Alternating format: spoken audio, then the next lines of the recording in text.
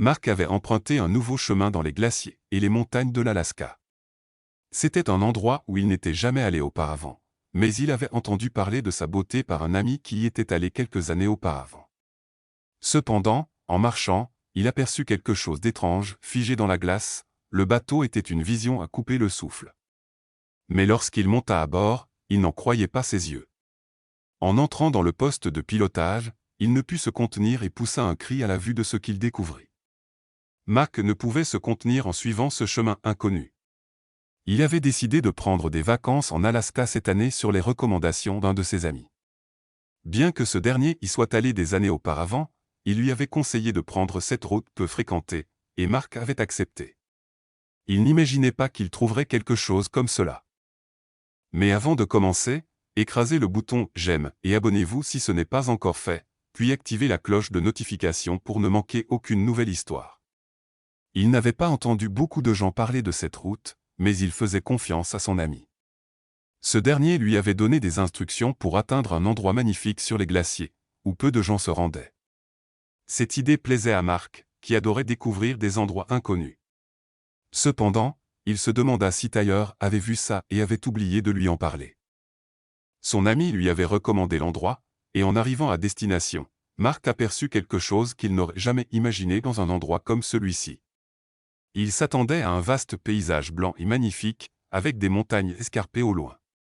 Bien que c'était en partie ce qu'il voyait, cela ne faisait que le troubler davantage, surtout lorsqu'il aperçut quelque chose de brillant et jaune au milieu du paysage. Au lieu de recevoir un message texte en réponse, il aperçut soudainement l'identification de couleur de Tyler.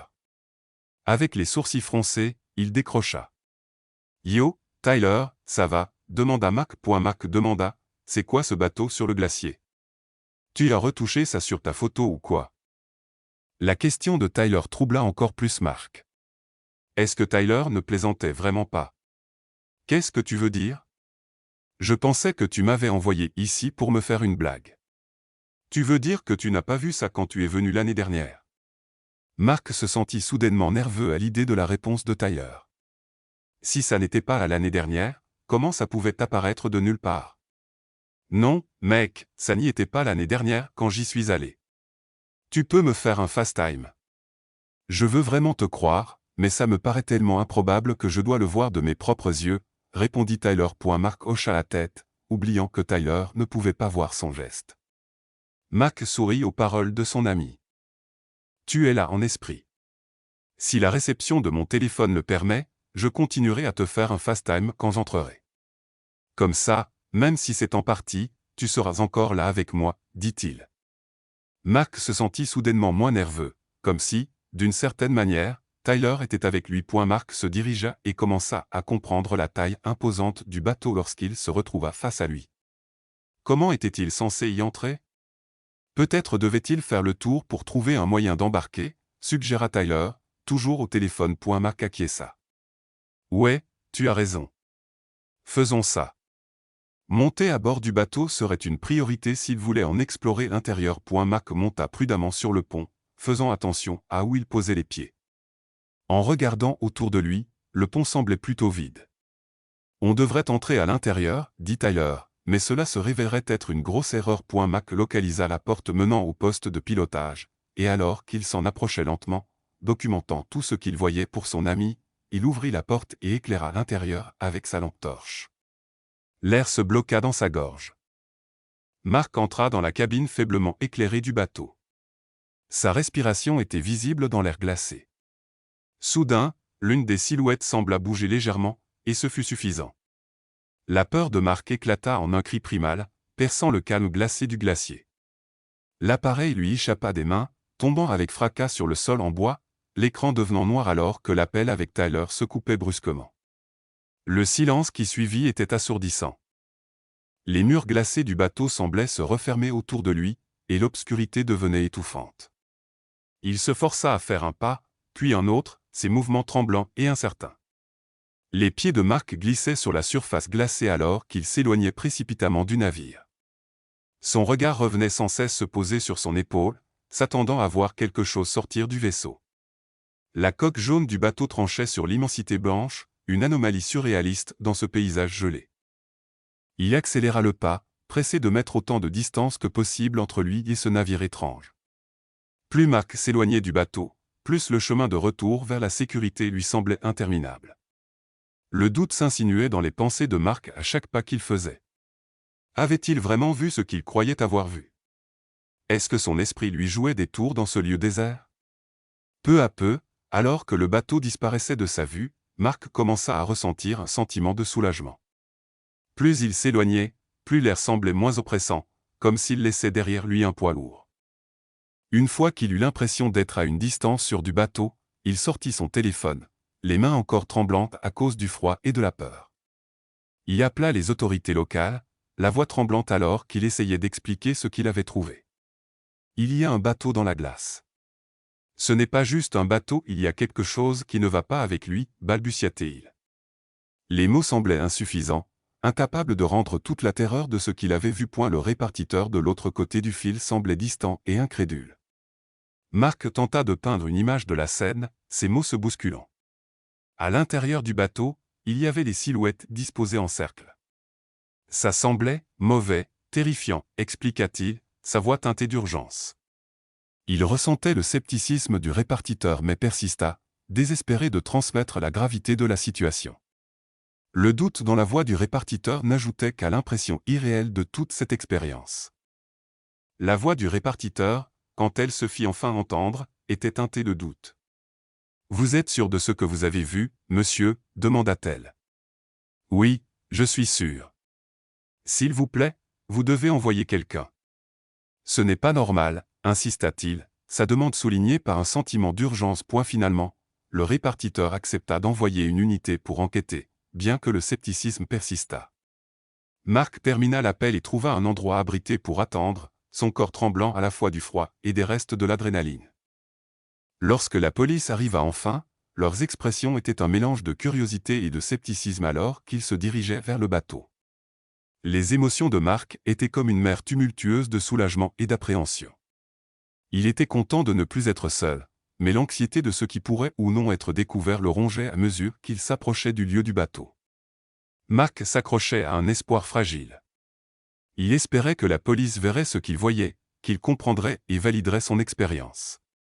Se tenant au bord de la clairière où le bateau attendait, Mark prit une profonde inspiration, se préparant à ce qui allait venir.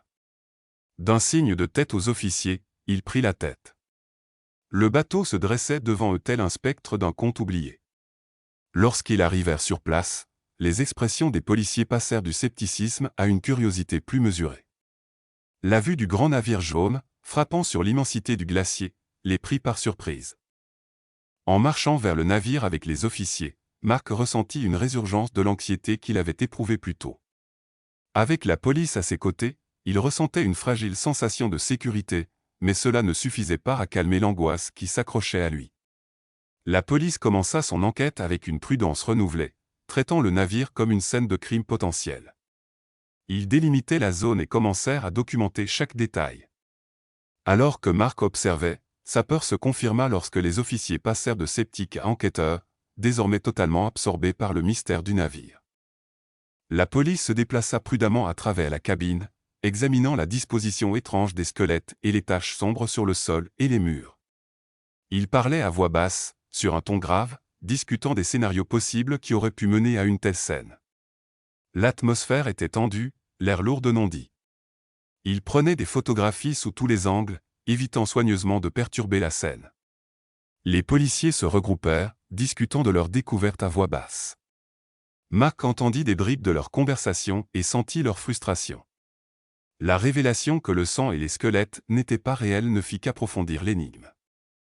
Les enquêteurs étaient déconcertés par l'objectif d'une telle mise en scène. Mark se souvint de l'incrédulité de Tyler lorsqu'il avait vu la photo du bateau et décida de l'appeler pour obtenir plus d'informations. Il anticipait une réponse précipitée, mais la réponse de Tyler ne fit qu'approfondir le mystère. Il confirma que le bateau n'était pas à l'heure de sa visite du glacier un an auparavant. Cette nouvelle information piqua la curiosité des policiers, ajoutant une couche supplémentaire au puzzle.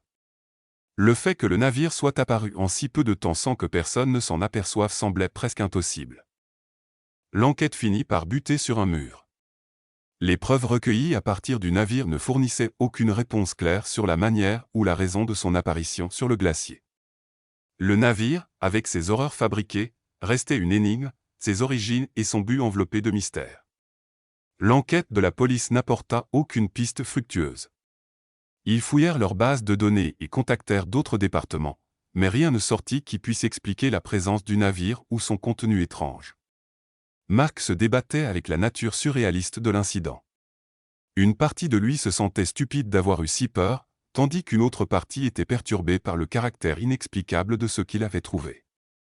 Alors que Mark et la police quittaient les lieux, le mystère du navire demeurait intact, ses secrets enfermés dans les profondeurs glacées du glacier. Mais plusieurs jours après l'impasse de l'enquête, une nouvelle piste refit surface. Un cinéaste amateur local contacta les autorités après avoir entendu parler du bateau mystérieux. Mark, présent à la station de police, écouta attentivement pendant que le cinéaste parlait. Il affirma avoir des informations cruciales sur le navire, expliquant qu'il reconnaissait le bateau d'après les informations diffusées dans les médias. Son savoir semblait être la pièce manquante du puzzle complexe qui avait déconcerté tout le monde impliqué. Le cinéaste révéla que le bateau avait été utilisé comme accessoire dans un film à petit budget sur lequel il travaillait. Les sourcils de Mark se haussèrent de surprise en entendant cela. Le cinéaste expliqua comment ils avaient choisi le navire pour son apparence frappante et son emplacement isolé, idéal pour le thème de leur projet. Cette révélation apporta une nouvelle lumière sur la scène étrange que Mark avait rencontrée, transformant l'histoire d'une horreur en un projet artistique. Avec l'explication du cinéaste, les pièces du puzzle commencèrent à s'emboîter. Les squelettes mis en scène et le sang artificiel faisaient partie du décor du film, et non les vestiges d'une véritable tragédie. Mark ressentit un sentiment de soulagement en comprenant la véritable nature de ce qu'il avait trouvé. Les policiers aussi semblaient soulagés que l'affaire prenne une tournure éloignée des implications sinistres qu'ils redoutaient. Le bateau, autrefois pièce maîtresse de leur film, était devenu une victime des circonstances, abandonné après que l'équipe se soit retirée de l'environnement hostile de l'Alaska. Son retour prévu était clair, mais diverses complications logistiques l'avaient empêché. Le cinéaste exprima son regret d'avoir laissé le décor intact. Avec le mystère résolu, Mark ressentit un étrange mélange d'émotions. La peur et l'anxiété qu'il avait éprouvées étaient désormais remplacées par un sentiment d'amusement et d'incrédulité. Il ne pouvait s'empêcher de rire de l'absurdité de la situation. Ce qu'il avait cru être une scène d'horreur n'était rien de plus qu'un décor de film abandonné, un fait qui semblait presque trop étrange pour être vrai. Dans l'après-coup, Mark se retrouva à réfléchir à l'expérience. Il pensa à combien il était facile de confondre la réalité avec la fiction, et vice-versa. L'incident lui rappela l'imprévisibilité de la vie et la mince frontière entre l'imagination et la réalité. En quittant la station de police, Mark jeta un dernier regard en arrière, son esprit rempli de pensées sur les tournants étranges et inattendus que pouvait prendre la vie.